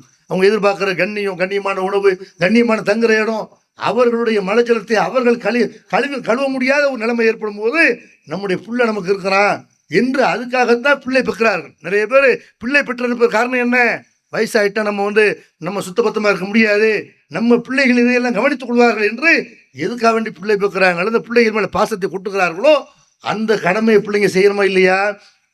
நம்முடைய மற்ற பிள்ளைகளோட ஒருத்தர் நல்லா இருப்பான். ஒரு வீட்டில் ஒரு 5 பிள்ளை 4 பிள்ளை இருக்கிறாங்களா, ஒருத்தர் நல்லா இருப்பான், ஒருத்தன் ஏழையாக இருப்பான். ஒரு பொம்பளை பிள்ளை கஷ்டப்படும், நீ நல்லா இருக்கிற மட்டும் இல்லை, பொம்பளை பிள்ளை கவனிச்சுக்கப்பா, மற்ற ஏழைகளை உள்ள மற்ற பிள்ளைகளை கவனிச்சுக்க. இதைத்தான் பெற்றோர்கள் அதிகமாக விரும்புகிறோம். நம்முடைய பிள்ளைகள்லாம் ஏழைகளாக இருக்கிறாங்களே, ஒருத்தர் நல்லா இருக்கிறானே, மற்ற பிள்ளைகளாம் ஏழைகளாக இருக்கிறாங்களே, அவர்களோட இந்த நல்ல காசு பணம் உள்ள ஆளு இந்த பையன் ஒரு உறவாக இருக்கணும், அந்யோன்யமாக இருக்கணும். நம்ம எப்படி இந்த குடும்பத்தை நிர்வாகம் பண்ணணுமோ, நம்முடைய பிள்ளைகளை கஷ்டப்படக்கூடிய பிள்ளைகளை காசு பணம் உள்ள இவன் நிர்வாகம் பண்ணணும், இவன் அவங்களுக்கு உதவி செய்ய வேண்டும் என்று அந்த எதிர்பார்ப்பு தான் அவங்கள்ட்ட இருக்கும். அப்போ இந்த எதிர்பார்ப்புகளை என்ன செய்ய நம்ம நிறைவேற்றி வைக்கணும். அதே மாதிரி அவர்கள் இறந்த பிறகு அவங்களுக்காக நம்ம துவா செய்யும் கடமைப்பட்டிருக்கணும். திருமறை குர்ஆன்ல அல்ல அந்த மாதிரி நிறைய துவாக்களை சொல்லி தர்றான். ரப்பி ரஹம்ஹுமா கமா ரப்பயானி சகீரா, இறைவா என்னை சிறு வயதில் எப்படி அவர்கள் அன்பு செலுத்தினார்களோ அந்த மாதிரி நீ அன்பு செலுத்து. உயிரோடு இருந்தாலும் சரி, இறந்து போய் விட்டாலும் சரி, அவங்களுக்காக வேண்டி அல்லாட்ட மன்னிப்பு கேட்கணும். இறைவா ரப்பி ஃபிர்லி அபி இன்னஹு மினல் லாலீன், இப்ராஹிம் நபி அவங்க கேட்டாங்க, இறைவா என் தகப்பனாரை மன்னிச்சிரு, அவர் வழிகேட்டில் இருக்கிறாரு, நமக்கு ஒழுக்கத்தை கற்பித்தவர்கள், நமக்கு பண்பாடுகளை கற்பித்தவர்கள், சில நேரங்களில் வயசான காலத்தில் மனிதன் என்ற அடிப்படையில் அவங்களுடைய தவறுகள் ஏற்படலாம், அந்த தவறுகளை நீ மன்னிச்சிரு, அவர் நல்ல மனிதராக இருந்தார், என்னை நன்றாக கவனித்தார், நன்றாக என்னை வளர்த்திருக்கிறார், என்னை முன்னேற்றிருக்கிறார் என்று நம்முடைய தந்தைக்காக தாய்க்காக வேண்டி பிரார்த்தனை செய்யணும் கடமைப்பட்டிருக்கணும். நூஹ் நபி அவங்களுடைய பிரார்த்தனையை கூட எல்லாம் சொல்லி காட்டுறான். ரப்பி ஃபிர்லி வலி வாலிதைய வலிமன் தகல பைத்திய மூமின வலில் மூமினீன வல் மூமினார், இறைவா என்னை மன்னிப்பாயாக, என் பெற்றோரை மன்னிப்பாயாக, இஸ்லாத்தை ஏற்றுக்கொண்ட அனைத்து இறை நம்பிக்கையாளர்களையும் ஆண்களையும் பெண்களையும் மன்னிப்பாயாக என்று நூஹ் நபி அவர்களும் அணிஞ்சிருக்கிறாங்க. தன்னுடைய பெற்றோருக்காக வேண்டி துவா செய்திருக்கிறார்கள். அந்த துவாவை பெற்றோருக்காக வேண்டி நம்ம செய்ய கடமைப்பட்டிருக்கிறோம். ஆனால் பெற்றோரை பொறுத்த வரைக்கும் பிள்ளைகள் என்ன செய்கிறாங்கன்னா, இறந்து போன உடனே அவர் பேரில் எல்லாரும் சாப்பாடு வாங்கி சாப்பிடுகிறாரு. பெற்றோருக்கு செய்கிற நன்மை என்ன, மூத்தா போன வீட்டில் அவரை அடக்கம் பண்ணி, தாய் அடக்கம் பண்ணி, அல்ல தாப்பனை அடக்கம் பண்ணி, அந்த நேரத்தில் எப்போ சோகமாக இருக்க வேண்டுமோ, எப்போ அவருடைய வாழ்க்கையை நினைத்து தியாகத்தை நினைத்து கவலைப்பட வேண்டுமோ, இந்த சமுதாயம் என்ன செய்யுதுன்னு கேட்டால் அந்த நேரத்தில் உட்காந்து பிரியாணி சாப்பிட்றான், அந்த நேரத்தில் உட்காந்து நெய் சோறு சாப்பிட்றான், அந்த நேரத்தில் கரிசோறு திங்கிறான். எவ்வளவு இது மனிதநேயமற்ற ஒரு செயல். இஸ்லாமிய சமுதாயத்தில் இது நடக்குது, பிற சமூக மக்கள் மத்தியில் நடக்கிறது. அப்போ அவர்கள் இறந்து போன பிறகு அவர்களுக்கு நன்மை செய்ய வேண்டும் என்று நினைத்தோமையானால், ஏழைகளுக்கு நன்மை செய்து, ஏழைகளுக்கு உணவு கொடுத்து அல்லது உடை கொடுத்து அல்லது அவங்களுடைய தேவைகள் ஏதாவது ஒன்று நிறைவேற்றி, இறைவா இந்த நன்மையின் தாய் தகப்பனு சேர்த்துரு, இப்படி நம்ம துவா செய்ய கடமைப்பட்டிருக்கோமே தவிர இறந்தவர்கள் பேரை சொல்லி நம்ம சாப்பிட்றது நன்மையான காரியம் இல்லாது மனிதநேயமற்ற காரியம் என்பதை முஸ்லிம்கள் விளங்க வேண்டும். அது மாதிரி பெற்றோர்கள் விஷயத்தில் எப்படி இஸ்லாம் அறிவுறுத்துதோ, பிள்ளைகள் விஷயத்தில் இஸ்லாம் அறிவுறுத்துது. பெற்றோர்களும் பிள்ளைகளும் தலை கொடுத்துக்கிறாங்கல்ல, பிள்ளைகள் விஷயத்துல இஸ்லாம் என்ன செய்யுது, நிறைய அறிவுரைகளை வழங்குது. பிள்ளைகளை பெற்றுட்டோம், அதோட நம்ம வேலை முடிஞ்சு போச்சு, நம்ம ஒரு ஆண்மகன் நிரூபிச்சிட்டோம், நமக்கு தாய்மை இருக்குது என்று நம்ம காட்டிட்டோம் என்று இல்லாமல் அந்த பிள்ளைகள் விஷயத்துல அக்கறையா இருக்கணும். இந்த பிள்ளைகளுடைய ஒழுக்கம், அந்த பிள்ளை நல்லவனா இருந்தாலும் சரி கெட்டவனா இருந்தாலும் சரி, எல்லாத்துக்கும் நம்ம முக்கியமான ஒரு காரணம். ஆசிரியர் ஒரு மனிதன் நல்லவனாக வளர்வதற்கு ஆசிரியர் காரணமா இருக்கலாம், அவனோட சேரக்கூடிய நண்பர் காரணமா இருக்கலாம். அதை விட முக்கியமா யார் காரணமா இருக்கணும், பெற்றோர் தான் அந்த காரணமாக இருப்பாங்க. அந்த மாதிரி ஒரு பிள்ளை வலிது வருகிறது என்றால் அவன் பள்ளிக்கூடத்தில் வலிது வரலாம், அவன் வெளியே தெருவில் வலிது வரலாம், பெற்றோரால் வலிது வரக்கூடாது. நபிகள் நாயகம் ஸல்லல்லாஹு அலைஹி வஸல்லம் அதை சொல்லி காட்டுறாங்க. குல்லு மௌலூதின் யூலது அலல் ஃபித்ரா, எல்லா குழந்தையுமே இயற்கை மார்க்கத்தில் தான் பிறக்கிறது. ஃபாபவாஹு யுஹவ்விதானிஹி அவ் யுனஸ்ஸரானிஹி அவ் யுமஜ்ஜஸானிஹி, அவனுடைய பெற்றோர்கள் தான் யூதனாகவோ நசராவாகவோ அல்லது நெருப்பு வணங்கியாகவோ மாற்றி விடுகிறார்கள். பெற்றோர்கள் பிள்ளைகளை எப்படி வளர்க்கிறார்களோ அந்த குழுகளை தான் பிள்ளைகள் வளர்வார்கள். அதனால பிள்ளைகளை பொறுத்த வரைக்கும் அவங்க ஒழுக்கமாக நடக்கணும், சரியான கொள்கையை பின்பற்ற வேண்டும் என்று அவங்களுக்கு வழிகாட்டக்கூடியவர்களாக என்ன செய்யணும், பெற்றோர்கள் இருக்கணும். இந்த பிள்ளைகளை வளர்ப்பை பற்றி கூட மறுமையில விசாரணை இருக்குதுன்னு அல்லாஹ் சொல்றாங்க. குல்லுக்கும் ராயின் வக்குல்லுக்கும் மசூலுன் ரய்யத்தி, நீங்கள் ஒவ்வொருவரும் பொறுப்பாளர்கள், அவரவருடைய பொறுப்புகளை பற்றி மறுமையில விசாரிக்கப்படுவீர்கள் என்று நபிகள் நாயகம் ஸல்லல்லாஹு அலைஹி வஸல்லம் சொல்லிட்டு சொல்றாங்க. அதுல முக்கியமா பெண்களை பற்றி சொல்றாங்க. வல் மர்அத்து ராயத்துன் அலா பைத்தி பாலிகா வ வலதிஹி, ஒரு பெண்ணும் பொறுப்பாளி. பல பேருடைய பொறுப்பை சொல்லி காட்டுறாங்க. எல்லா மனிதர்களுமே பொறுப்புதாரி தான். அதுல ஒரு பெண்ணை கணவனுடைய வீட்டுக்கு, அவனுடைய பொருளாதாரத்துக்கு அவள் பொறுப்பாளி.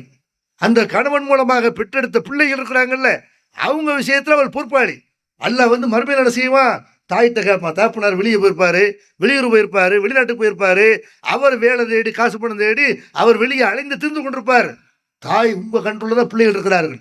இந்த பிள்ளைகளை எப்படி நீங்க வழி நடத்துறீங்க, அந்த பிள்ளைகளுக்கு ஒழுக்கத்தை சொன்னீங்களா, இல்ல செல்லம் கொடுத்து கெடுத்தீங்களா என்று அந்த விசாரணை யாருக்கு இருக்கிறது, தாய்க்கு இருக்கிற. உன்னை நம்பி உங்க கணவர் பிள்ளைகளை விட்டுட்டு போயிருக்கும் போது அவங்க விஷயத்துல நீ எப்படி நடந்துகிட்ட என்று அல்லாஹ் என்ன செய்வான், மறுமையில இதை கேள்வி கேட்பான் என்று நபிகள் நாயகம் ஸல்லல்லாஹு அலைஹி வஸல்லம் சொல்லி காட்டுறாங்க. பிள்ளைகளை கொஞ்சம் நபிகள் நாயகம் ஸல்லல்லாஹு அலைஹி வஸல்லம் அதையெல்லாம் வலியுறுத்துறாங்க. புள்ளண்ட பெத்துட்டோம், அந்த பிள்ளை மேலே எரிஞ்சு விழுந்துகிட்டே இருக்கணும், அடிச்சுக்கிட்டே இருக்கணும், அந்த பிள்ளைகளை திருத்தறக்குண்டான வேலையை பார்த்துக்கிட்டே இருக்கணும் என்று மட்டும் இல்லாம அந்த பிள்ளைகள் மேல பாசம் காட்டணும், அன்பு செலுத்தணும். அந்த பிள்ளைகளுடைய எதிர்காலத்துக்காக வேண்டி உங்களுக்கு வாய்ப்பு இருந்தால் நீங்கள் சொத்து சேர்க்க வேண்டும். உங்களுடைய எத்தனை பேர் பார்க்குற முஸ்லீம் சமுதாயத்தில் பிள்ளைகளுக்கு கிடைக்க வேண்டிய சொத்தா இருக்கும், அதை ஒரு கல்யாணத்தில் காலி பண்ணிடுவான். உன் பிள்ளைகளுக்கு கொடுக்க வேண்டிய சொத்து இல்லையா, அது அவங்களுடைய பொருளாதாரம் இல்லையா, நீ இறந்து போன பிறகு மனைவிக்கு சேர வேண்டிய சொத்து இல்லையா, அது உன் தாய் தப்பனருக்கு போய் சேர வேண்டிய பொருளாதாரம் இல்லையா, அது ஒரு கல்யாணம்ங்கிற பேரில் 500 ரூபா 5000 இதில் முடியக்கூடிய ஒரு திருமணத்தை 5 லட்சம் 10 லட்சம்னு செலவு பண்ணி பலருக்கு சொந்தமான பொருளாதாரத்தை ஒரு கல்யாணத்தில் காலி பண்ணுறதையெல்லாம் பார்க்கணும். இதையெல்லாம் இல்லை மறுமையில விசாரிப்போம். உன் பிள்ளைக்கு சொத்து சேர்த்தியா, அடுத்தவர்கள்ட்ட கையேந்திர மேலே விட்டுட்டு வந்தியா, இல்லை நீ கடனாளியா நின்றியா என்றெல்லாம் மறுமையில இதுக்கு விசாரணை இருக்கிறது என்று நபிகள் நாயகம் ஸல்லல்லாஹு அலைஹி வஸல்லம் செய்கிறாங்க. பிள்ளைகள் விஷயத்தில் அன்பு காட்ட சொல்றாங்க. பிள்ளைகள் விஷயத்தில் அன்பு காட்டுனா என்ன, பல பெற்றோர் அன்பு காட்டுகிறார்கள், கண்மூடித்தனமான அன்பு. பிள்ளை என்ன கேட்டாலும் வாங்கி தருவோம். எப்படி இருக்கிறாங்க, புள்ள பைக் கேட்குறாங்கன்னா அவனுக்கு பைக் ஓட்ட தெரியுமா, ஒழுங்கா ஓட்டுவானா, அந்த வயசுல அவன் கண்ட்ரோலா இருப்பானா, எதையும் பார்க்கறது இல்லை. இஷ்டத்துக்கு 15 வயசு ஆயிடுச்சா 12 வயசு ஆயிடுச்சா பைக் வாங்கி கொடுத்து வேகமா ஓட்டி அதுல ஸ்டைல காட்டி திமுறை காட்டி என்ன செய்யறான், எவனையாவது சாவடிக்கிறான், இல்ல அவன் கைகால இழந்து வர்றான். அப்ப இவனுக்கு இந்த வயசுல பைக் தேவை, வேலைக்கு போறானா, இவன் ஏதாவது நம்ம வீட்டு வேலைகளை செய்ய போறானா, எதுக்கு இவனுக்கு பைக்கு லைசன்ஸ் வாங்கியிருக்கிறானா, அதை ஓட்டுறதுக்கு ட்ரைனிங் எடுத்துருக்கிறானா என்று எதையும் கவனிக்காம 12 வயசு 13 வயசுல பைக்கை வாங்கி கொடுத்து கெடுக்கிறது எல்லாம் பார்க்கணும். செல்போன் அவன் கேட்குற வயசுல 10 வயசுல அவனுக்கு எதுக்கு ஆண்ட்ராய்டு போனு, அவன் ஏதாவது லாபம் இருக்குதா, பெற்றோர்கள் தங்கள் கையில் வைத்து கொண்டு உனக்கு படிக்க ஆசைப்படுறியா 1 மணி நேரம் படிச்சுக்க, அதுக்கப்புறம் திரும்பி என்கிட்ட கொடுத்துறானு என்று கண்ட்ரோலை பெற்றோர்கள் வைத்துக்கொண்டு பிள்ளைகள் என்ன சொல்ல போனா எல்லாரும் பார்க்குற வகையில் படிக்கிறது இன்னும் சிறப்பு. வீட்டில் ஒரு டிவியை வைத்து செல்போனில் தெரிகிற டிவியில் தெரியணும், எல்லாரும் என்ன செய்ய நீ படிக்கிறத பார்க்கணும்னு அப்படி ஒரு பாதுகாப்பான ஒரு ஏற்பாடு பண்ணணுமா இல்லையா. சின்ன பிள்ளைங்க அந்த செல்போனில் எதையும் பார்த்துடக்கூடாது, என்ன ஆபாசங்கள் வருகிறது, அசிங்கங்கள் வருகிறது, இது எல்லாம் நம்ம பிள்ளை படிக்க போறோன்னு செல்போனை வாங்கி கொடுக்குறோம். அந்த பிள்ளைகள் இதில் வழிது வரையோட வாய்ப்பு இருக்கிறது. அதனால சின்ன பிள்ளைங்க பார்த்தால் கண்ட அசிங்கங்கள் வராத அளவுக்கு செல்போனில் ஒரு பாதுகாப்பு, அதுக்கான சில ஏற்பாடுகளை எல்லாம் பண்ண முடியும். அப்போ அதையெல்லாம் அந்த ஆப்ஷன்ல எல்லாம் போய் நுழைஞ்சு அதையெல்லாம் கட் பண்ணி ஆபாச வீடியோக்கள் எதுவும் வராத அளவுக்கு, விளம்பரங்கள் வராத அளவுக்கு அப்படியெல்லாம் பாதுகாப்பு ஏற்பாடு பண்றோமா, கேட்குறாங்க வாங்கி தருவோம். வெளிநாட்டில் இருக்கிறோம், பிள்ளைங்க பாவம் அவங்க என்ன ஆசைப்படுறாங்களோ இருந்துக்கிறேன் என்பதற்காக வேண்டி ஆண்ட்ராய்டு ஃபோனை வாங்கி கொடுத்து அந்த ஆண்ட்ராய்டு ஃபோன்னாலேயே வழிகிடக்கூடிய பிள்ளைகளை பார்க்கணும்.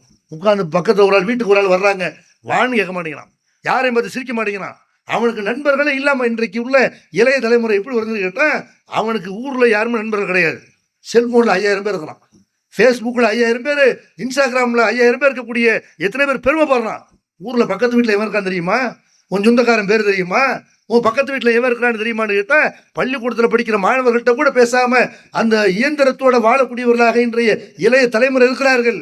அப்போ இவங்க கேட்கறதையெல்லாம் வாங்கி தரமுங்கிற இந்த கெட்ட விஷயம் இருக்குல்ல, இதை பெற்றோர்கள் தவிர்க்கணும். அவனுக்கு என்ன தேவை, எத்தனை பிள்ளைகளை பெற்றோரை பார்த்தீங்கன்னா பிள்ளைகளை எதுக்காக நீ கண்டிக்கிறது இல்லை. பிள்ளைகள் வளரக்கூடிய நேரத்தில் 10 மணி வரைக்கும் தூங்குவாங்க. அது ஆம்பளை பிள்ளையா இருந்தாலும் சரி பொம்பளை பிள்ளையா இருந்தாலும் சரி, காலையில் சுபுக்கு ஹெல்ப் பண்ணுமா இல்லையா, அந்த பழக்கத்தை கொண்டு வரணுமா இல்லையா. பிள்ளை தூங்கட்டும், நீங்கள் தான் பள்ளிக்கூடம் இல்லை, பள்ளிக்கூடம் இருந்தாலும் இல்லாட்டின்னு பிள்ளைகள் காலையில் எந்திரிக்க வேண்டும்னு என்ன செய்யணும், சுபுக்கு தொல்லக்கூடியவர்களாக அவங்கள நம்ம தான் உருவாக்கணும். செல்லம் கொடுக்குறோங்கிற பேரில் அந்த மாதிரி 10 மணி 11 மணிக்கு தூங்குறாங்களா, கடைசியில் மாமியார் வீட்டில் போய் 7 மணிக்கு எந்திரிக்கணும்னா அங்கே எரிச்சலாக இருக்குது. இதுதான் பெரிய கொடுமையாக இருக்குது. 7 மணிக்கு எந்திரிக்க சொல்கிறாங்க. என் வரலாற்றில் 9 மணிக்கு சாப்பிட்டு நான் தூங்கினதே கிடையாது அப்படி நினைக்கக்கூடிய பிள்ளைகள், பொம்பளை பிள்ளைலாம் இருக்கிறார்கள். அப்போ மாமியார் வீட்டுக்கு போன உடனே அவங்க என்ன நினைக்கிறாங்க, இது நம்மளை வந்து கண்டிஷன் போடுறாங்க. அந்த கண்டிஷனை எல்லாம் கொடுமையாக நினைக்கிறார்கள். பொம்பளை பிள்ளையா இருந்தாலும் சரி, ஆம்பளை பிள்ளையா இருந்தாலும் சரி, பல நல்ல பழக்க வழக்கங்கள் என்ன செய்யணும், அவங்களுக்கு சொல்லித்தரணும். இன்னும் சொல்ல போனால் எத்தனை பேர் பிள்ளைகள் அவங்களும் கண்டிக்கிறது இல்லை, மற்றவர்கள் கண்டித்தாலும் அதை வந்து அவங்க கண்டிக்க அனுமதிக்கிறது இல்லை. மற்றவங்க வந்து சொன்னாங்கன்னு வைங்க, உன் பிள்ளை இந்த மாதிரி வந்து அந்த பிள்ளையை திட்டுக்கிறார்கள். ஏன்டா இந்த மாதிரி நாசம் போகிற, உங்கள் அத்தா எவ்வளோ நல்லவர், உங்கள் அம்மா எவ்வளோ நல்லவங்க, நீ ஏன்டா இப்போ இருக்கிற அப்படின்னு கண்டித்தால் பெற்றோர்களுக்குள்ள நுழையிறாங்க. என் பிள்ளைய கண்டிக்கிறங்க நீ யாரு, நீ என்ன பெத்த, என் பிள்ளைய கண்டிக்கிறதுக்கு எவனுக்கு தகுதி கிடையாது, எவனும் கண்டிக்கக்கூடாது என்று மாமி கண்டித்தாலோ, சின்னம்மா பெரியம்மா கண்டித்தாலோ, சின்னத்தா பெரியத்தா கண்டித்தாலோ அதெல்லாம் என் பிள்ளைய யாரும் சொல்லக்கூடாது என்று இவங்களும் கண்டிக்காம மற்றவர்களை கண்டிக்க விடாமல் பண்ணுகிறார்கள். இது எவ்வளோ பெரிய கேடு. இது நம்மளை யாரும் கண்டிக்க மாட்டார்கள், நம்மளை யாரும் திருத்த மாட்டார்கள் என்ற எண்ணம் ஒரு பிள்ளையினுடைய ஆழ் மனசில் இருந்தால் எப்படி அவங்க நேரான வழியை நோக்கி வருவாங்க? அப்போ எவ்வளோ வேணாலும் செய்வாங்க, தவறுகள் பண்ணுவார்கள். நபிகள் நாயகம் ஸல்லல்லாஹு அலைஹி வஸல்லம் மக்களுக்கு எப்படி உணர்த்துறாங்கன்னு பாருங்கள். தன்னுடைய பொம்பளை பிள்ளைக்கு ஒரு நேரத்தில் ஒரு வழக்கு அவங்ககிட்ட வருது. ஃபாத்திமா என்ற ஒரு பெண்மணி திருடி விட்டார்கள் என்று ஒரு வழக்கு வருது. அந்த வழக்கை வந்து நீங்கள் சுமூகமாக முடிச்சிருங்க, திருடின கையை வெட்ட முடிய சிலத்தில் இருக்கல, அந்த கையை வெட்டுறதுலாம் வேணாம், ஏதாவது அவங்ககிட்ட நஷ்டம் வாங்கிட்டு விட்டுருவோம் என்று நிறைய பேர் பரிந்துரை செய்கிறார்கள்.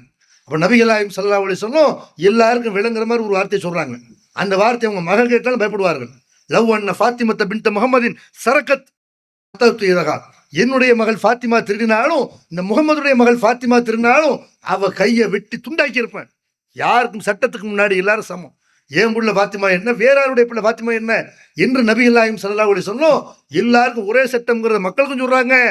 இதை கேட்டுக்கொண்டிருக்கிற பிள்ளைக்கும் சொல்றாங்க, நீ திருநாள் உனக்கு இதுதான் என்று சொல்றாங்கன்னா, நம்ம தவறு செய்தால் நம்மளை தந்தை கண்டிப்பார்கள், நம்மை தண்டிப்பார்கள் என்ற பயம் இருந்தால் தான் பிள்ளைங்க நேரான வழியில் இருப்பாங்களே தவிர அப்படி இல்லைன்னு என்ன செய்ய மாட்டாங்க, திருந்த மாட்டாங்க. அப்போ பிள்ளைகளை பொறுத்த வரைக்கும் அவங்கள திருத்துறதுக்கு என்ன வழி? அடிக்கிறதா, உதைக்கிறதா, சித்திரவதை பண்ணுறதா? சில பேர் அப்படி இருக்கிறாங்க. அன்பு காட்டுறங்கிற பேரில் கெடுத்து குட்டிச்சோறாக்குறதையும் பார்க்குறோம். அந்த மாதிரி வந்து அதிகாரம் பண்ணுறவங்கள வந்து திருத்தரங்கிற பேரில் எப்போ பார்த்தாலும் அடிக்கிறது, எப்போ பார்த்தாலும் வந்து உதைக்கிறது, எப்போ பார்த்தாலும் அவனை வந்து சூடு வைக்கிறது, இப்படி பெற்றோர்களும் இருக்கிறார்கள். அதையும் இஸ்லாம் வந்து ஏற்றுக்கிறது. அடிக்கிறதுனால ஒருத்தனை திருத்தவிட முடியாது. அடியை வாங்கிட்டு ஊதி விட்டு போயிட்டே இருப்பான். பள்ளிக்கூடத்தில் கூட பார்த்துருக்கோம்ல, பள்ளிக்கூடத்தில் வாத்தியார் அடிக்கிறதுக்கு முன்னாடி சில பேர் கை நட்டுவான். ஏன்டா உன்னை அடிக்கவே இல்லையடா, அடிக்க தானே செய்வீங்க இப்படிமா. அப்போ அடிக்க தான் செய்வாருன்னா அவனுக்கு மடிக்கு போயிடும். அடி வாங்கி அவனுக்கு எல்லாம் உளுத்து போயிடும். என்ன செய்ய போகிறாங்க, 2 அடி அடிப்பாங்க, 2 மிதிப்பாங்க, அவ்வளோதானே. அப்புறமே நம்ம செஞ்சுக்கிறலாம், செஞ்சுட்டு தவறை செய்து விட்டு அடி வாங்கிக்கிறலாம், இப்படி நினைக்கக்கூடியவர்களாக இருப்பார்கள். நபிகள் நாயகம் ஸல்லல்லாஹு அலைஹி வஸல்லம் எந்த மனைவியையும் அடித்ததில்லை, எந்த பிள்ளைகளையும் அடித்ததில்லை. அடிக்க வேண்டிய தேவைக்கு அடிக்க வேண்டியதுதான். அடிக்கிற மாதிரி மிரட்டணுமே தவிர அவனை அடிக்கிறது ஒன்றே தீர்வு கிடையாது. நபிகள் நாயகம் ஸல்லல்லாஹு அலைஹி வஸல்லம் எந்த பணியாளரும் அடித்ததில்லை, எந்த அடிமையும் அடித்ததில்லை என்றெல்லாம் ஹதீஸ்களில் பார்க்குறோம். அப்போ அடிப்பதற்கு பதிலாக அவங்களுக்கு அறிவுரை சொல்லணும். அந்த கோபத்தை, நம்முடைய முகத்தில் கோபத்தை வெளிப்படுத்தி பேசாமல் இருப்பதன் மூலமாக, நம்ம கோபமாக இருக்கிறோம் என்பதை அவர்களுக்கு தெரிவிப்பதன் மூலமாக அப்படி திருத்தணும். லுக்மான் அலைஹிஸ்ஸலாமுடைய வரலாற்றை கூட திருமறை குர்ஆன்ல அல்லாஹ் செய்யறான், சுட்டி காட்டுறான். அவங்க தன்னுடைய மகனுக்கு செய்த அறிவுரை என்ன, முக்கியமான அறிவுரை. அந்த அறிவுரையெல்லாம் பெற்றோர்கள் கவனிக்கணும். பிள்ளைகளுக்கு என்ன அட்வைஸ்லாம் பண்ணி வளர்க்கணும் என்று அந்த பிள்ளைங்க வந்து விவரம் தெரிய ஆரம்பிச்சிட்டாங்களா, பிள்ளைகளுக்கு சொல்லிக் கொடுக்கணும். லுக்மான் அலைஹிஸ்ஸலாம் சொன்னாங்க, என் அருமை மகனை அல்லாஹ்வுக்கு இணை வைக்காத, ஆணவத்தோடு நடக்காத, பூமியில் வந்து என்ன செய்யக்கூடாது, பெருமை கொண்டு நடக்கக்கூடாது, உன் முகத்தை மக்களை விட்டு திருப்பக்கூடாது என்றெல்லாம் லுக்மான் அலைஹிஸ்ஸலாம் மகனுக்கு அறிவுரை சொல்கிறாங்க. நீ வானத்தில் பூமியில் எங்கே உட்காந்துக்கிட்டு ரகசியமாக எதை பண்ணாலும் அல்லாஹ் உன்னை கண்காணிச்சுட்டு இருக்கிறான். அல்லாஹ்வுக்கு தெரியாமல் எதையுமே செய்ய முடியாது. நடுநிலைய குரலில் உன்னுடைய குரலை தாழ்த்திக்கொள், சத்தம் போட்டு பேசாத, கழுதை தான் கத்தும் என்றெல்லாம் என்ன செய்கிறாங்க. லுக்மான் அலைஹிஸ்ஸலாம் அவர்கள் தன்னுடைய பிள்ளைக்கு நிறைய அறிவுரைகளை சொல்கிறாங்க. தொழுகையை கடைபிடி, உனக்கு ஏற்படக்கூடிய துன்பத்தை சகிச்சுக்க, நன்மை ஏவு, தீமையை தடு என்றெல்லாம் லுக்மான் அலைஹிஸ்ஸலாம் அவர்கள் தன்னுடைய பிள்ளைக்கு அறிவுரை சொன்னாங்களே. அந்த மாதிரி பிள்ளைகளை அறிவுரை சொல்லி அவர்களை பண்படுத்தக்கூடியவர்களாக, அவர்களை பக்குவப்படுத்தக்கூடியவர்களாக நம்ம ஆகணும். பெற்றோர்களும் பிள்ளைகளும் இஸ்லாம் சொல்லக்கூடிய அறிவுரையை கடைபிடிக்கணும். பிள்ளைகளுக்கு என்ன போதிக்கணுமோ அதை பெற்றோர்கள் கடைபிடிக்கணும். அப்போதான் அது பிள்ளைகள் மனசில் பதியும். அப்போ பிள்ளைகளுக்கு சொல்லித்தரது என்ன செய்யணும், நம்ம கடைபிடிக்கக்கூடியவர்களாக மாற வேண்டும். பெற்றோர்களும் பிள்ளைகளும் இஸ்லாமிய மார்க்கத்தை கடைபிடித்து ஒரு சிறந்த இஸ்லாமிய குடும்பமாக நாம் இருக்க வேண்டும் என்று கூறி நிறைவு செய்கிறேன். வாஹுரு தவானா அல்ஹம்துலில்லாஹி ரப்பில் ஆலமீன். அஸ்ஸலாமு அலைக்கும் வரஹ்மத்துல்லாஹி வபரகாத்துஹு.